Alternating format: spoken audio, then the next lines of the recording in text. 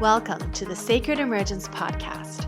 I'm your host, Michelle Wong, and I'm so thrilled that you're here.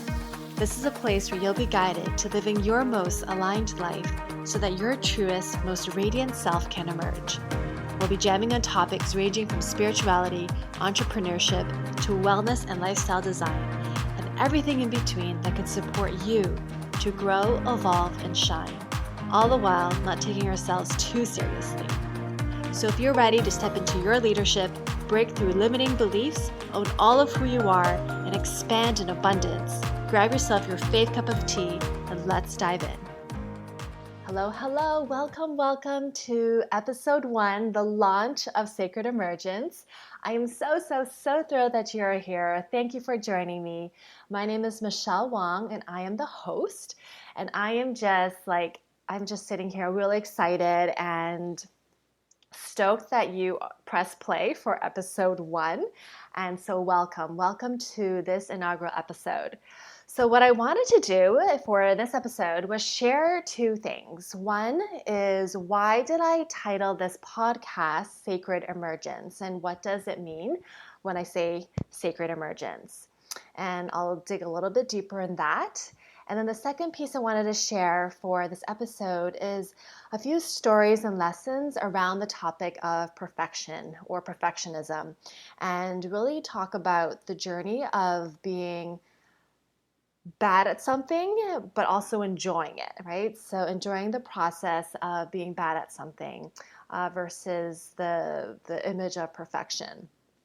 So let's go ahead and dive into the first part, why Sacred Emergence? So before I talk about what Sacred Emergence actually means, let me rewind and share my perspective on personal development. For me, I'm a huge believer and huge fan of personal development. It's something that I love to do, and it's just so important. I feel it's so important to do the inner work, really focusing on our own self-awareness and what we're thinking, and not being afraid to dive in and peel back the layers of, what is triggering us, what makes us pissed off, or what makes us happy. And I'm a big proponent of that. All that because I talk a lot about inner confidence, inner leadership, because that is so important for us to live a really aligned life. Being the leader of our own lives is super important. So you'll hear me talk about that a lot. But there's one thing I'm not a huge fan of, and it's really, semantics, but I just feel like words carry vibration. And it's the term self-improvement. I'm just not a huge fan of that word. And it's because I think it's the word improvement. Like somehow I have to improve myself, and a lot of that mindset can lead to not enoughness. Like, oh, I'm not smart enough, I'm not good enough, I'm not skinny enough, I'm not successful enough. A lot of the I am not enoughs, and what that can lead to is addiction to needing to be better, right? Needing to improve. I have to be better, otherwise I'm not good enough. And that is just not what I'm a fan of. And so there can be that addiction to that process. And so for me, I'm really about loving where we're already at. And from this place of where we're already at this present moment, right? Like right here in our body, whether it's, you're driving where you are right now, you're listening while you're doing the dishes, or you're going for a walk, or you're on the bus. Like where you are right now is you're already perfect. You're already perfect exactly where you are. And no, you don't need to improve yourself. And so I really wanted to make that part really clear, because it's from this place of you're already good, right? And it's not perfection, right? As humans, I just believe that we are perfectly imperfect or imperfectly perfect. Like we're humans, right? We're here to learn, we're here to grow, we're here to make mistakes, fall.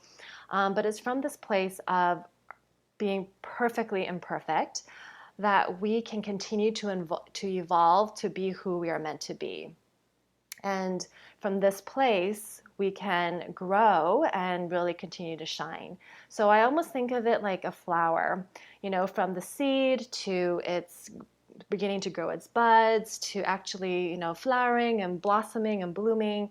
Like at every stage of a flower, if you look at it, it's already perfect, right? But it's just continuing to evolve in its journey of its, of its lifetime. And I just feel the same for us. Like we are already amazing beings. And so that is where the word emergence comes from. Like from this place of already being perfect, we can emerge into becoming more of who we are meant to be. And so the sacred piece is really about aligning with spirit and the divine, and that we are so connected if we allow it to be. And so from this, sacred emergence came forth. And the word sacred emergence came to me when I was dancing. I was in a Nia class, and I was open to a title for my podcast. And the word sacred emergence came when I was in flow and in music, and that's something I really love to do. So it just came and I was like, boom, that's it. That's the title of the podcast. So that is, in a nutshell, what Sacred Emergence is really about. So this podcast is a lot on the personal growth, the personal development, and all of the different pieces that really can help us become more of who we are meant to be and step into our inner leadership. And with that said, the second piece I really wanted to dig into today was around perfectionism, because episode 1 honestly was stressing me out. I initially, when I was thinking about, recording the very first launch episode of the podcast, I was like, well, I'm going to record a few episodes first. I'm going to do a few solo episodes. And then by the time I maybe do like the third or the fourth or the fifth one, I'll just be more comfortable so that when I do the first one for episode 1, it's not going to be as awkward sounding. I'm not going to have as many uhs or less awkward moments, and I won't stumble as much. And that was my plan. And I was going for a walk one day, and I was like, whoa. Like, the whole point of this is to really show up authentically and to start exactly where we're at, right? Not to be some expert or some pro. So I really had to realize that it doesn't really matter if episode 1 is not going to be as polished as it might be down the road.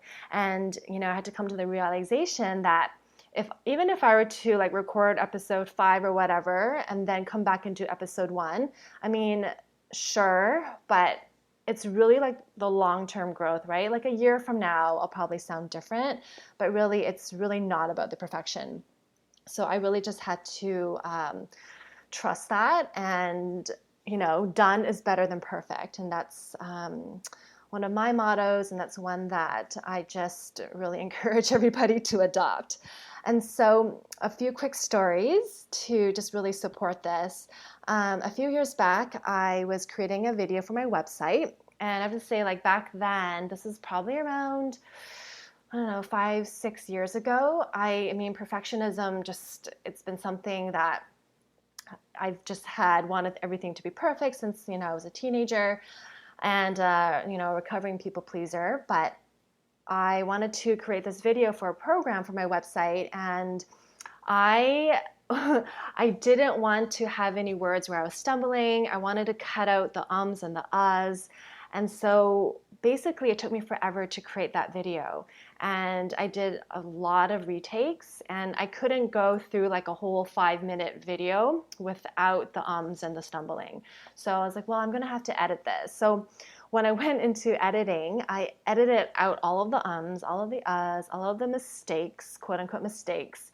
And when I published it on my website, my friend was watching it, and he was like, oh my God, this is so painful to watch. It's so choppy. And that was just something, looking back, I was like, it's totally okay to have ums and ahs. And that's a natural flow of a conversation. So that's just one story I wanted to share. And then another one, and this is for those who, want to start something and might feel like you have to have it be perfect. You already have to be good. And somehow that getting over that barrier of needing things to be perfect is kind of blocking you. So I was at a job interview once, and it was for a tech position. And I was asked this question, tell me something that you recently learned. And I just remember that morning I had a headache, I didn't sleep well, And when he asked that question, I was like, oh my God, like I had to give you a profound answer, and nothing was really coming to me. And so like the one thing that did pop into my mind was me practicing my handstands from yoga class. And this guy did not look like the type to do yoga. He was pretty, he was a little older and he was pretty big. He was really tall. And I was like, the moment the words came out, like, oh, well, recently I've been learning the handstand in my yoga class. Like he just kind of looked at me politely and started nodding. And I was like, oh my God, I don't know what I'm saying. But I shared what was coming through to me and what was true in that moment. And I said, I'm not good at it, but I'm learning the joy of being bad at something. I'm learning that the journey of like finding the joy of not being good at something, but showing up and practicing for it anyway. And that was true. Like I love doing handstands. I'm not good at it, but I just love being upside down. And even now I still have to do it against the wall. But that was really true. And I actually believe that there is so much joy to the learning process. And I think a lot of times we stop ourselves from trying something or being seen trying something if we're bad at it, because like there's shame around not being good. But you have to remember, like when we learned how to, hop on a bike and learn how to bicycle, or even learning how to walk, like we really had to fall down a few times. And so this is the same thing.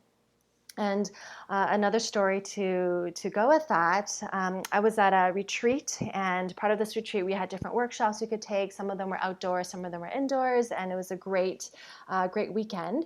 And one of the activities that we could sign up for was archery. And I've never done archery before, and so I thought this would be pretty fun.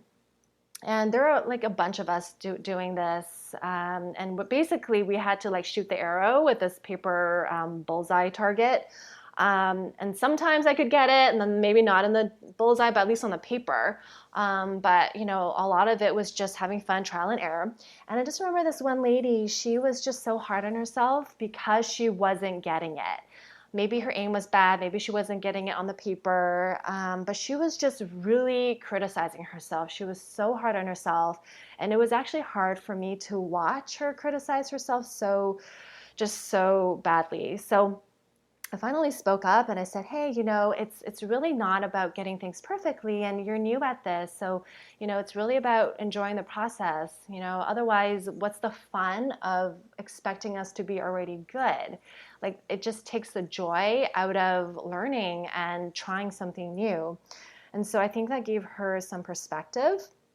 But that's what this whole thing, like the whole point of this episode is really about. It's about not being afraid to just dive in and to give it a go, right? And for me, I know that this is a journey for me, and I'm just so excited. Like I'm so excited about being committed, about the people I'll be interviewing and just bringing onto the show and learning from them as well.